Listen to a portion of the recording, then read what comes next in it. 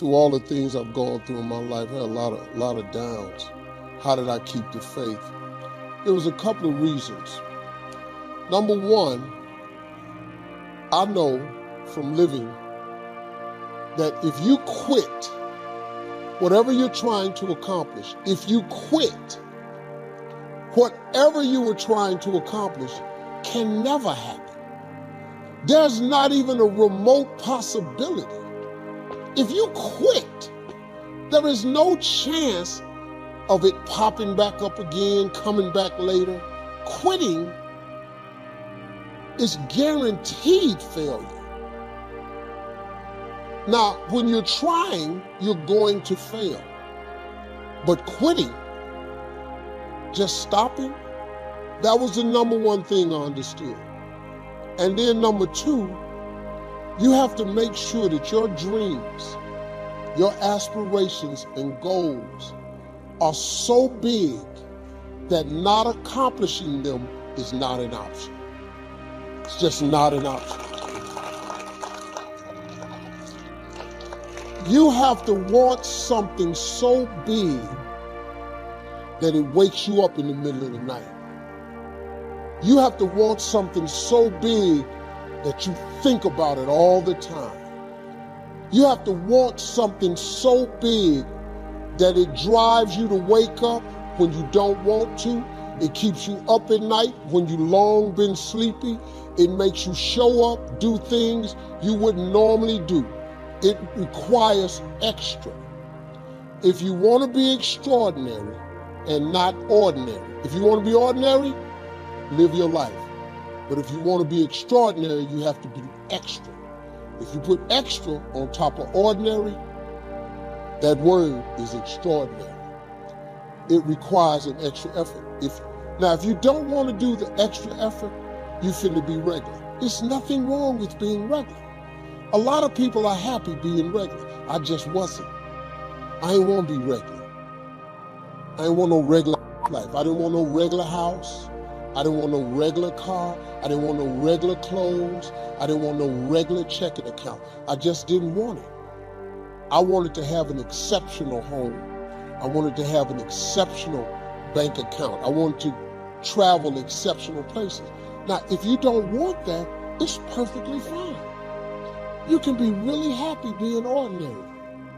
But if something's burning in you, you got to deal with it. If you don't deal with it, you're going to be disappointed, man. So being regular is cool. There's nothing wrong with it. You get a regular job, regular house, regular car. You get regular money. You have regular hours. You can dress regular. You just go to the family reunion, take your ass back home. You just travel regular. You go on vacation once a year. It's cool. Okay. You could get you a coach ticket, economy ticket, regular.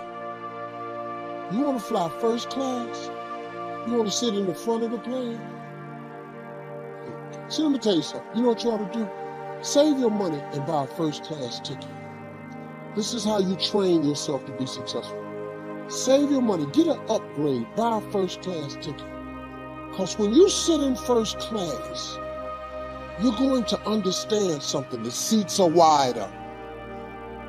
You get a choice of meals, chicken, beef, or fish.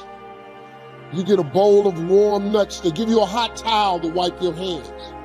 Why do you think when the plane take off, they close the curtain to first class? Because they can't let these regular people, they cannot let you see what the is going on up there. Because you're going to want it back there, but you didn't pay to get it. Hey, what are they doing? They're serving warm nuts. Where's our nuts? Wait a minute. They didn't get charged for the food. Their food was free. They didn't pay for the headsets. They're watching all the movies. Why don't we have that? Because you didn't pay for that. So they closed the curtain so they don't have to deal with your regular ass, wondering what's going on in first class. Once you buy a first class ticket, it becomes very difficult now for you to walk past those seats. Because now you're going to know what's going on.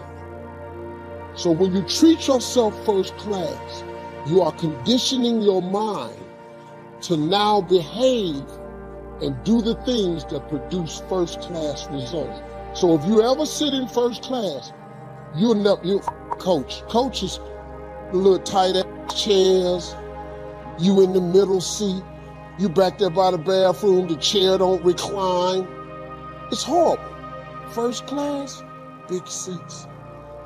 That's why Dick Gregory said, whenever you can treat yourself first class, you should, because it conditions the mind. Once you fly first class, you never go back. Once you get a private jet, you don't even want to fly first class no more, because you're on a private jet. You ain't got to take your shoes off at the airport. They ain't gonna open your bag. Your car, pull around, they open the door, you walk up the steps. They take you right to where you're going. Then it's another car. When you walk down the steps, you don't even go baggage claim. They put your bag straight off the plane in the car. You don't go do none of that. You fly private, you'll never want to fly first class again, because you get conditioned. All you got to do is you can condition yourself. Once you buy a really nice dress, you don't want a cheap dress no more. You want another nice dress. Once you buy some Christian Louboutins with the red bottoms, you want all your shoes to have red bottoms on it. Because you know, men like that red on the bottom of their shoe. I don't know what it is, but when you walking away and we see that red bottom,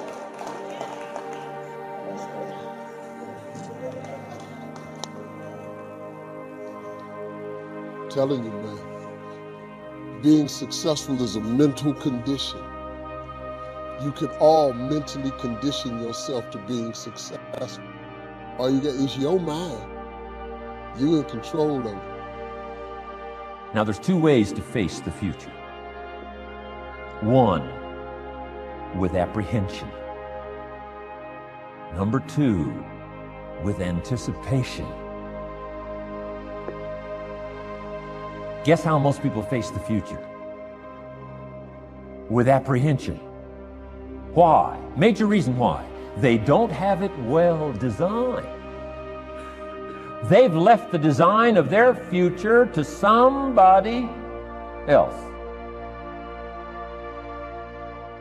And if you don't make plans of your own, guess what? You'll probably fall into someone else's plans. Guess what someone else may have planned for you? Not much. You got to make a list of this not much stuff. I'm telling you, people all their lives count on this not much list.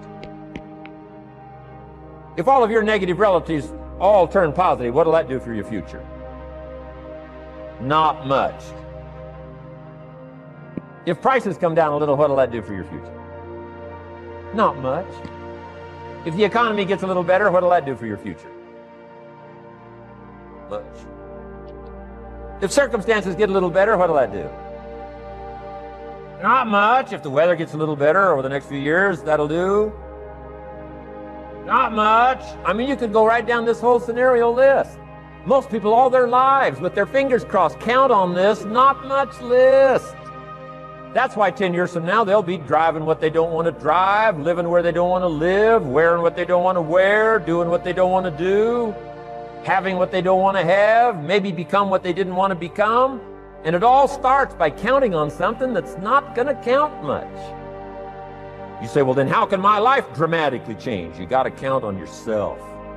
And here's one of the things you got to count on: your ability to design the future. It's called the promise. And the promise of the future, if you'll design it well, can have an awesome effect on your life. But if you face the future with apprehension, you'll take hesitant steps all day, uncertain steps all day. And if you take uncertain steps all day for 6 years, you can imagine how empty your life can be. We've got to help our kids with the promise of the future. Now here's what's connected to the promise: the price. The price to pay. But I'm telling you, the price is easy if the promise is clear. One of the better notes to make for today. The price is easy if the promise is clear and powerful. But the price seems almost too much to pay. Too much to get over, too much to accomplish if the promise isn't clear, if the promise isn't powerful. I'm telling you, kids will pay the disciplines if they can see the promise. One of our biggest challenges as parents in the 90s is to help our kids see the promise of the future. That's why I'm teaching financial independence, how to become wealthy and powerful and sophisticated and healthy and unique. All of the stuff kids would hope to go for. It's all possible. This is America. That's the promise of the future. The price? A few simple disciplines practiced every day. And I'm telling you, the kids will pay the price of the simple disciplines if they can see the promise of the future. But if they can't see, they don't want to pay. And the same is true of all. We will pay the most extraordinary discipline if we can see the promise of the future, called setting goals. So I'm asking you to get a handle on the future. I'm asking you not to leave it to anyone else. Don't leave it to the company. Companies got their own goals. I'm asking you to set your own goals, your personal goals. Income goals and financial goals and health goals and spiritual goals. And where do you want to go and what do you want to do and what do you want to see and what do you want to be? That's it. Promise of the future. Design your own future within your hands, your capacity. Here's how simple now goal setting. It's not mysterious. You don't have to anchor, you don't have to focus, you don't have to visualize. None of that. Here's how simple goal setting is. Changed my life. Decide what you want and write it down. I mean, that's how profound this stuff is. Decide what you want and write it down. Make a list. Where do you want to go? What do you want to do? What do you want to see? What do you want to be? What do you want to have? What do you want to share? What projects would you like to support? What would you like to be known for? What skills would you like to learn? Some extraordinary things you'd like to do, ordinary things you'd like to do, right? Silly little things you'd like to do, very important things you'd like to do. Decide on all that stuff and write it down, write it down, write it down. That's how simple this stuff is. And it's your own private list. If it's really private, on your list, put some stuff in code where nobody can understand it if this list fell into unfriendly hands. And simple things, whatever. Foolish things, doesn't matter. It's your list. I had a little revenge on my first list. Budget finance, who used to harass me. I got 2 or 3 payments behind. This one guy called incessantly. Said, we're going to come get your car, drag it rear end up down the street in front of your neighbors. Put me down something fierce. When I met Shof, got my life straightened out, one of the first things on one of my lists was budget finance. And when I finally got the money, I needed a little drama in my life. Finally got the money to pay them off. I put it in small bills in a big briefcase. Walked into the budget finance office on Wilshire Boulevard in Los Angeles. The guy who harassed me so often, his desk was about 3 back. I opened the door, walked in, right up to his desk, stood right in front of him, never said a word. He said, well, what are you doing here? Didn't say a word. I opened up this briefcase, dumped this pile of money all over his desk. I said, count it. It's all there. I'll never be back. Turned around, walked out, slammed the door. Now that might not be noble, but you got to try it at least one time. Pay off with a little drama.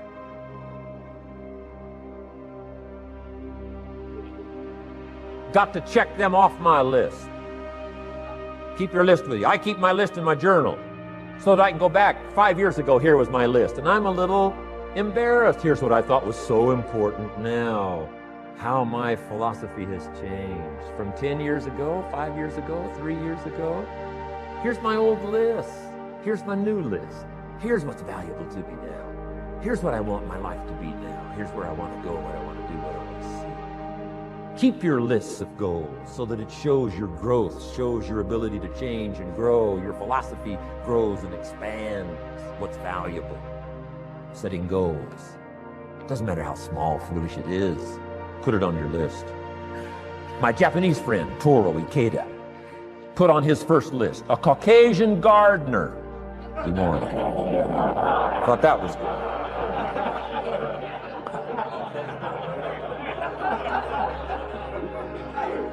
I like that. Have you got this profound thing now on setting goals? Here's how profound it is. Decide what you want, write it down. Get together with your wife, decide. Get together with your kids, decide. Get together with your business colleagues, decide. Write it down, make a list. Okay, that's how easy it is.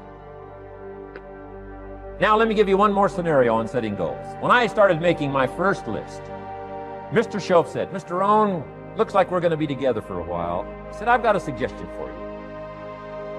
He said, I think one of the first goals you ought to set, you're a 25-year-old American male. Sure, you've made some mistakes, but now you're on the road to better things. You got a family, worth it. Reasons makes the difference. And he said, you've got every reason to do this. He said, why don't you, among all the goals you're going to set, he said, why don't you set a goal to become a millionaire? A millionaire. This is America. All the possibilities are available. Why don't you set a goal to become a millionaire? He said, it's got a nice ring to it. Million. Enough zeros to impress your accountant. And he said, here's why. Now I thought, the man doesn't need to teach me why. I'm thinking, wouldn't it be great to have $1 million? He said, no, that's not it. Here's why. And I had one of the greatest lessons I ever learned, and I'm about to share it with you. This will be worth the price of being here today if you can capture what I'm about to share with you. Babysitter fees, whatever else you pay. Some of you missed some sales today to be here, so this is a costly day for you. But what I'm about to share with you changed my whole life. Here's what Mr. Shoaff said. Set a goal to become a millionaire. And he said, here's why. For what it will make of you to achieve it. And I got one of the greatest classes in one sentence I've ever received in my life. Set a goal that'll make you stretch that far. For what it will make of you to achieve it. What a brand new reason for setting goals. What an all-encompassing challenge to have a better vision of the future. What for? To see what it will make of you to achieve it. And here's why. The greatest value in life is not what you get. The greatest value in life is what you become.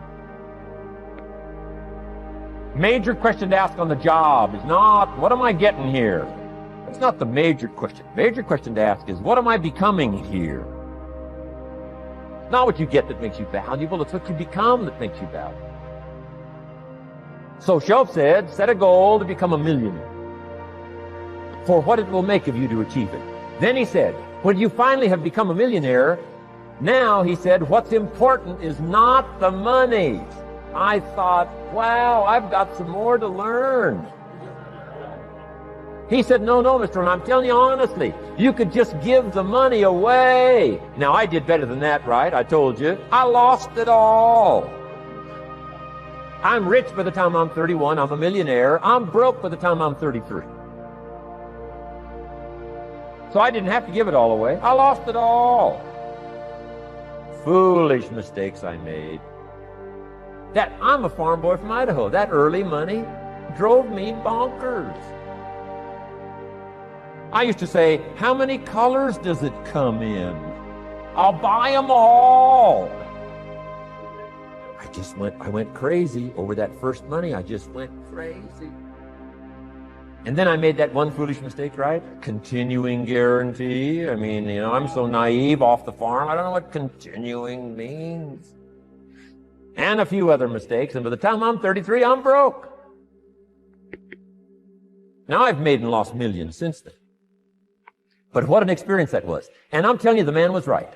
When I finally was broke at age 33, guess what I discovered?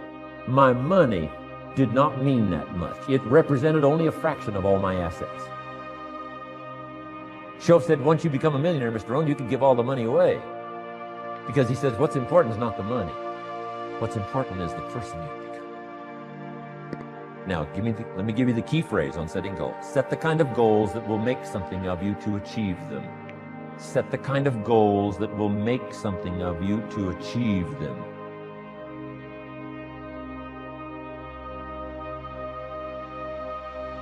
Always keep that in mind. What will this make of me?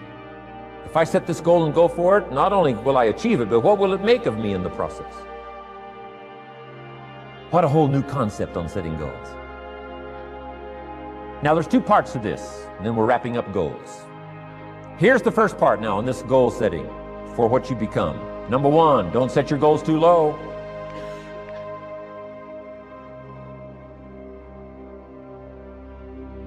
Interesting, we teach in leadership. You'll find it on the cassettes. Don't join an easy crowd. You won't grow. Go where the expectations are high. Go where the demands are high. Go where the pressure's on to perform, to grow, to change, to develop, to read, to study, to develop skills. I belong to a small group. We do business around the world. You cannot believe the expectations at that level. What we expect of each other in terms of excellence, far beyond average. Why? So that we can each grow, so that we can receive from the group, we can contribute to the group, something unprecedented. It's called living at the summit. Go where the demands are high. Go where the expectations are strong, so that it'll provoke you, push you, urgently insist that you not remain the same for the next couple of years, the next 5 years, that you'll grow and change. So don't set your goals too low. Hi, welcome back to Mind Control.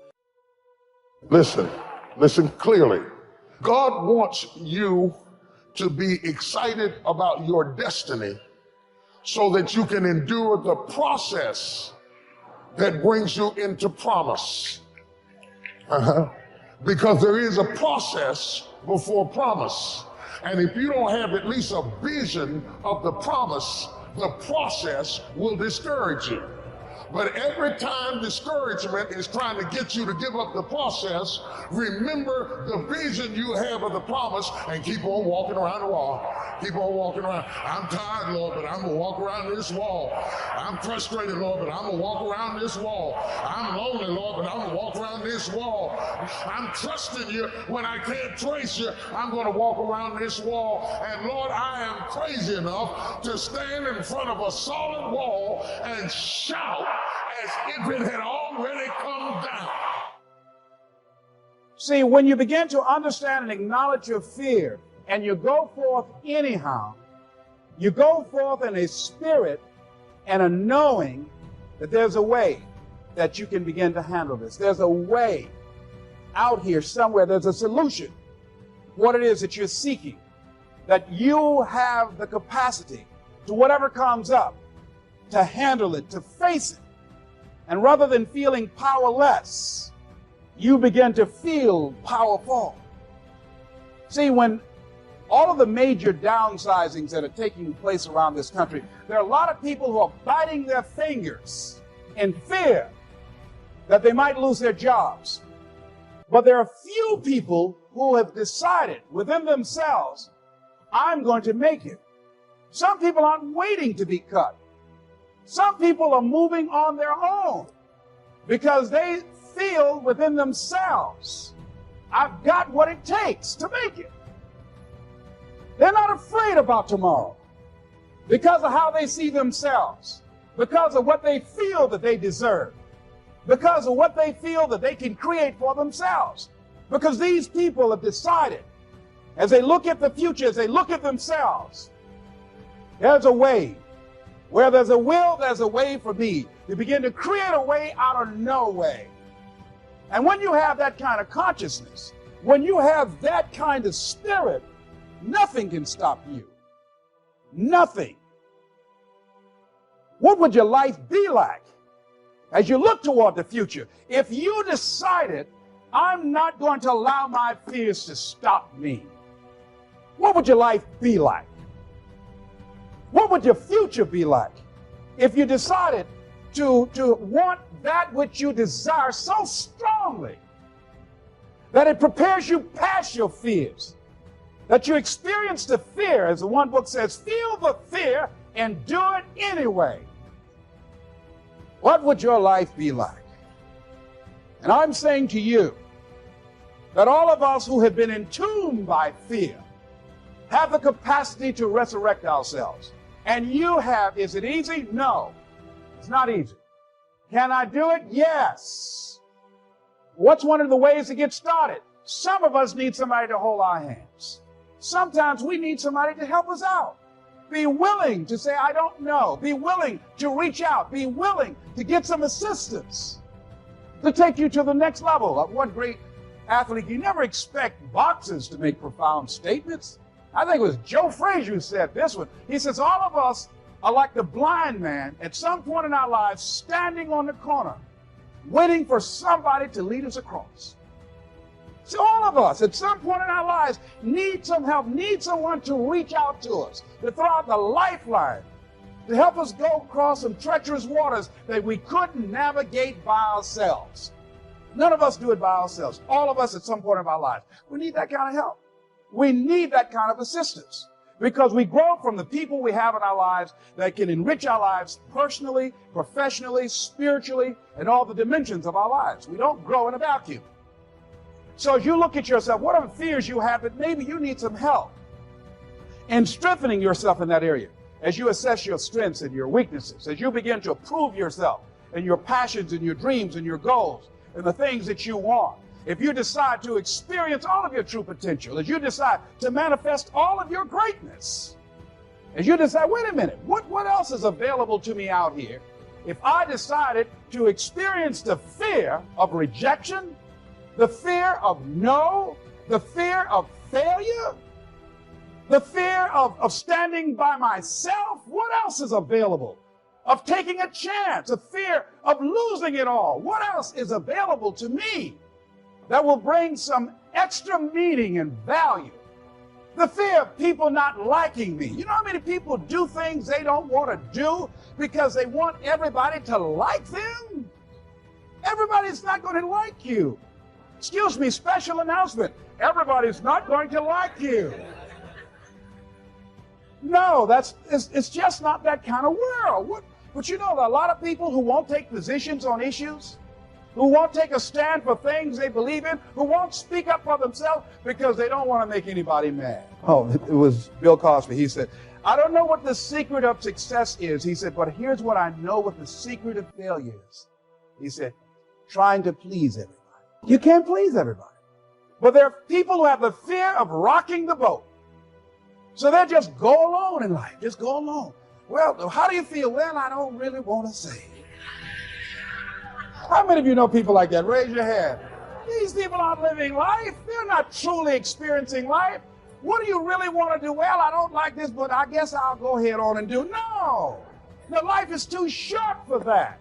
Too short and unpredictable, moseying through, not trying to disturb anything, not trying to shake anything up, not trying to make any waves. You see, there are some people who come through the universe and their level of contribution and the level of energy they manifest is so small, so inconspicuous that when they go, you won't even know they left. I mean, there are people who die on jobs and you say, hey, where's John? Oh, John been dead 6 months. You're kidding? No. Is that right? Yeah. I didn't know. Why did somebody say, well, I guess we didn't miss it.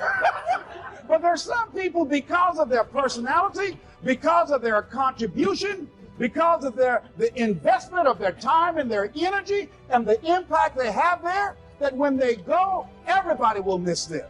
See, when Mother Teresa checked out, everybody will know. When Rosa Parks, everybody will know. Nelson Mandela, everybody will know. Why? Because of their contribution. See, but there's some people, because their contribution is so small, no one will care. Some saying, before you are boxed and buried, decide that you're going to box and bury your fears.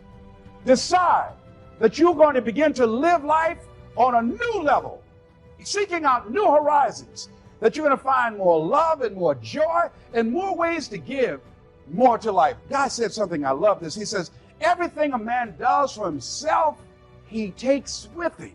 But everything he does for others, he leaves behind. So when you begin to say, what is it that I want to leave? What contribution that I want to begin to make? What difference do I want to make in life?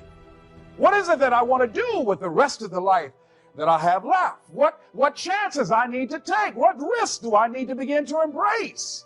What fears do I need to step on? You have got to get to a point where you say, I'm sick and tired of living like this. There's got to be more. That's when people go out and strike out on their dreams. That's when people get out of relationships where they're dying together rather than growing together. And most people, ladies and gentlemen, have stopped living their dreams because of the lessons they've learned from life or things they've picked up, because we've only been born with two fears. The fear of a loud sound or the fear of falling. And all the other fears are fears we learn, fears we pick up. Whatever you're scared of, your life, the value you brought to the planet, far more important. Whatever you're afraid of, you're stronger.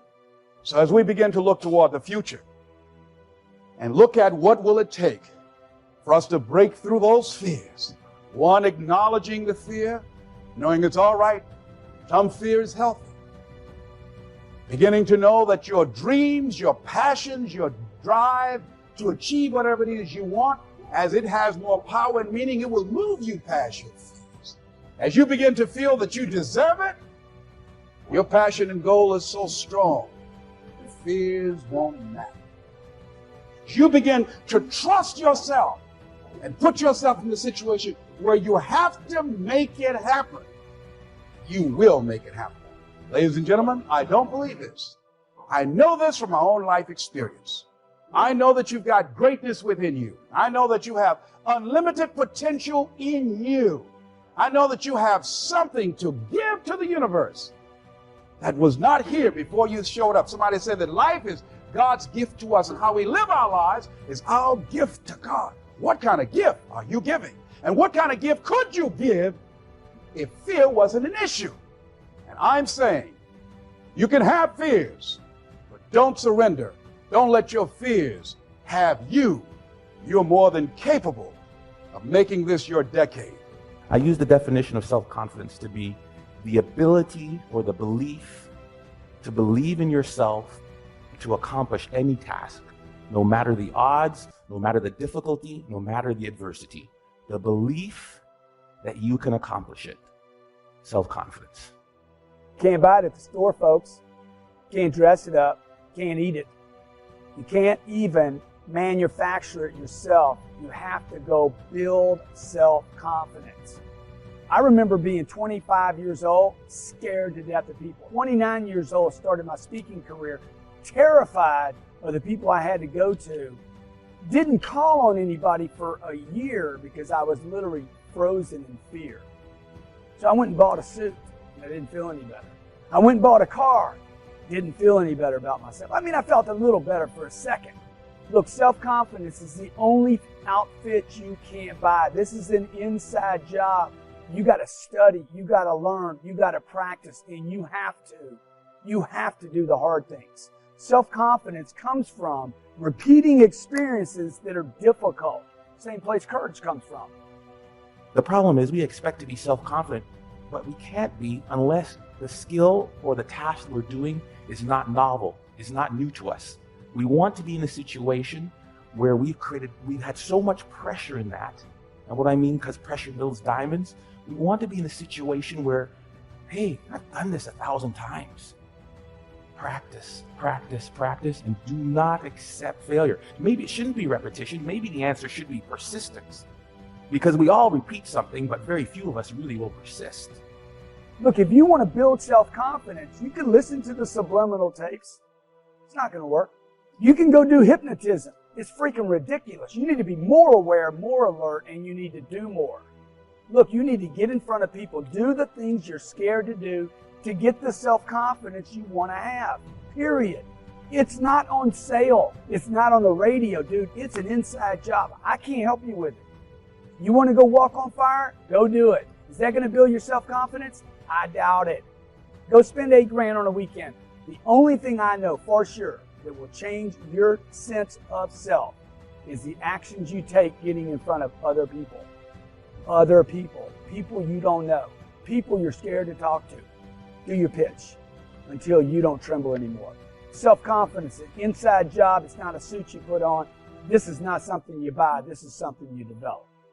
Self-confidence really comes from feeling good about yourself. And one of the best ways to feel good about yourself is at the end of the day to know that you poured it on. You did your best. At the end of those kind of days, self-confidence starts to rise.